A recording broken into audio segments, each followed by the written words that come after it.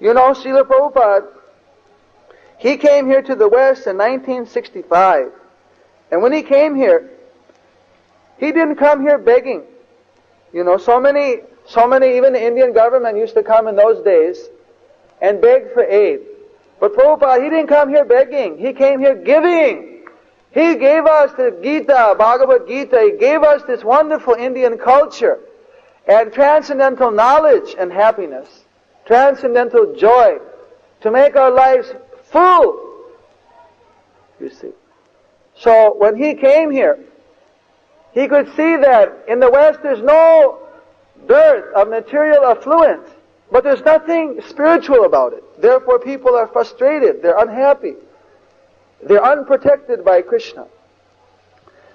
You see, while he, of course, coming from India, there's to some extent, there's a shortage of technology, there's a shortage of finance, but there's no dearth of culture, no dearth of spiritual wisdom in the Vedic literatures like Bhagavad Gita. So Prabhupada, he would instruct us that we should understand the philosophy of the layman and the blind man. This is known in Sanskrit as Angopango Darshan. Andho means blind, and Pango means crippled. So if there are two people, one is a blind man, he cannot get around because he can't see. And one is a cripple, he can't get around because he can't walk. You see, so if the blind man is very healthy and stout, he lifts the cripple on his back. And the cripple can see, so he says, you go left, you go right, you go left, you go this way. So together, they make a very good team. So Prabhupada said it's like that. In the West here, I find a wonderful, you see, technology, wonderful affluence. The people are beautiful, everything is there, but there's no culture. There's no spiritual vision. Therefore, it's like the blind leading the blind. They're simply going.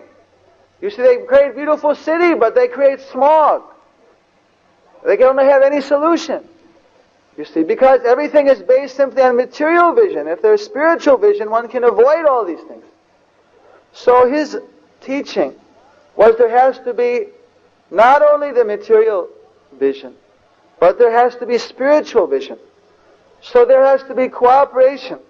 So he said there should be, Prabhupada described, which Rameswara Swami was just mentioned to me yesterday, how he had conceived of this. Material technology of the West, being the blind man, but very stout and strong, and the spiritual vision of India, you see, joining together, there you have the perfect match. You see, in the Western countries, Indian culture should be utilized. And together, everything has to be a pair, you see.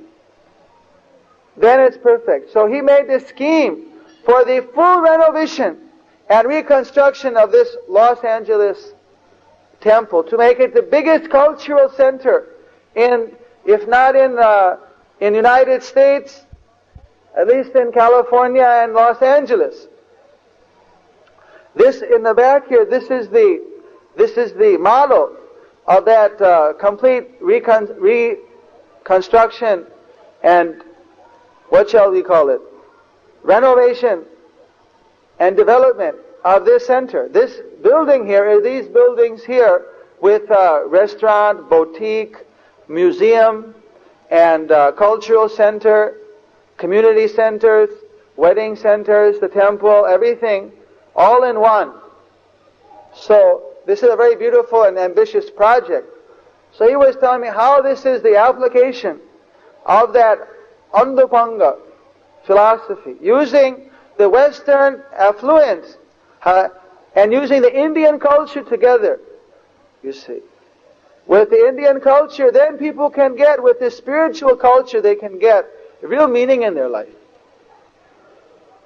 So, of course, this is a good chance for everyone to take an active part in developing this community. You see, I was recently in London, and there the whole community, all the friends of the temple, they're all very active there in building a community. And some very nice developments are taking place. So now I see that in Los Angeles a similar type of development is going to take place. So if all the friends of the temple take an active part to see this be a success, that will certainly be a transcendental form of bhakti yoga. This will be the perfection of karma yoga, to do something to help this. You see, by either coming and just seeing what kind of help they can use, either coming, otherwise donating something, whatever it may be, giving it some good publicity, speaking about it to your friends. There's so many ways. It'd be very nice, I think, in Los Angeles to have such a wonderful community center. And he's doing so without limiting the book distribution and other preaching programs, which are the glory of this community here. In India, we also use the same philosophy. There we like to bring in some of the Western affluence and combine it with the Indian culture to make wonderful. We have a Gurukul there, where so many orphans and poor children are coming, getting free education. They're getting their good food with plenty of fruit and milk and grains and all healthy food, organically grown on our own farms. And there we have a cottage industry center where people from the village are given employment. They all practice devotional principle, and they weave cloth, and they print books and do very many things. We have our own printing presses and things. We have our own dairy, Goshala, with many cows, and our paddy fields and our sugarcane fields, so many agricultural fields. Everyone works in the gardens. So like this, there also we're using the same idea. Prabhupada also described this, that there are two sisters. You can say today America is like Lakshmi. Anyone who's in America, for them, you see, finance is not such a difficult thing compared to someone in India. But their culture is not very difficult. Culture is available. That is like Saraswati, goddess of learning and goddess of wealth. So the both of them, you see, they're the two daughters of Mother Parvati. They're the two daughters. So one requires both. Both sisters are required. So that way, here in this community, the idea of the two sisters cooperating, that they want to create a cultural center for Rukmini Dwarkadish, so that all the people, friends of the community, can really have a wonderful center to come to and to feel part of. And it's a very wonderful and ambitious program.